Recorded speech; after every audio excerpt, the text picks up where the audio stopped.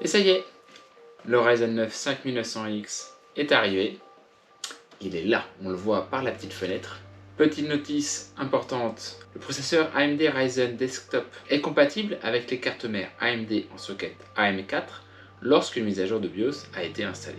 Pour ma part, j'ai déjà téléchargé et installé la mise à jour du BIOS de ma carte MSI B450M Mortar. Certes, ce sont des drivers bêta, mais ils apportent la compatibilité avec cette série de processeurs. La voilà ma petite tour qui me rend service depuis presque 3 ans, très bien insonorisée, très bien ventilée également, et que je souhaite vraiment conserver pour cette nouvelle configuration. Et à l'intérieur, le Ryzen 9 va prendre la place ici du Ryzen 7 2700X. Donc là, il y a un petit switch. Tac. Voilà. Donc là, le ventilo qui avait été fourni d'origine par AMD. Il suffit de débloquer le socket, retirer délicatement, sans jamais toucher les transistors, hein, surtout pas. Allez, on va mettre le nouveau processeur en place. Pour le positionner du bon côté, il faut se référer à la petite flèche. Voilà. Ça rentre instantanément et sans aucun effort dans le socket AM4. Pour le ventirad rafraîchissant mon processeur, je me tourne vers la marque Noctua et son modèle NH-U12A.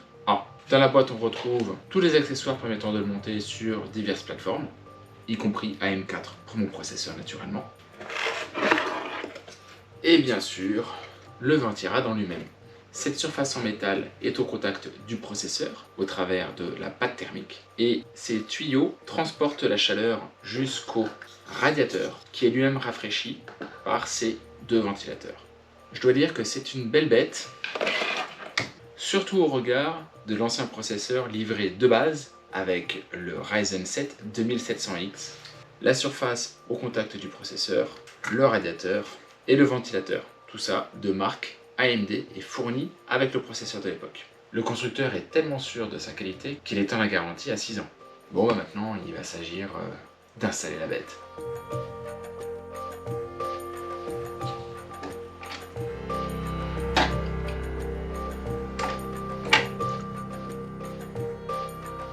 Donc pour le socket AM4, il faut utiliser la NM-AMB11 avec les trous 4. Alors, il s'agit de mettre en place les entretoises. Il n'y a pas de sens pour les entretoises.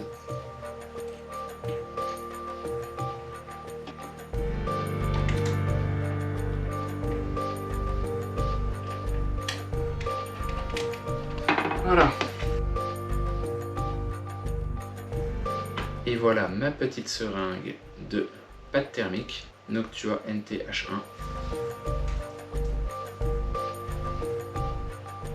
Voilà. Là, il faut que j'aille mollo. Donc je visse bien pour pas mettre le bazar avec ma pâte thermique. Voilà, je vais visser juste un petit peu pour maintenir en place. Je vais passer ensuite de l'autre côté. Je laisse quelques tours à gauche. Et je reviens à droite. Ah, je viens de sentir une butée sur la vis de droite. Ah, ça y est, je la sens aussi à gauche. Quand on visse, à un moment donné, on sent une butée.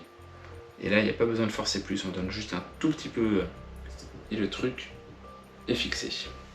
Sur ma carte mère, je ne dispose que d'une seule prise pour alimenter les ventilateurs. Aussi, je vais utiliser cette petite prise en Y fournie avec le ventilateur.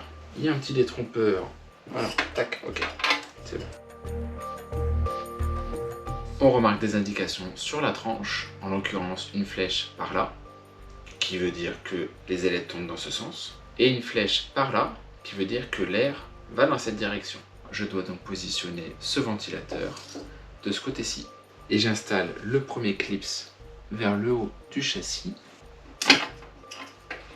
de manière à faire tenir le ventilateur et à pouvoir pousser plus facilement le clips du bas qui peut potentiellement frotter sur l'arrière de la carte graphique. Voilà, je le positionne à l'endroit où je souhaite et je pousse mon attache. De la même manière, en bas, j'attrape mon attache et je la pousse. Désormais, je peux connecter les alimentations, pas de risque grâce au détrompeur.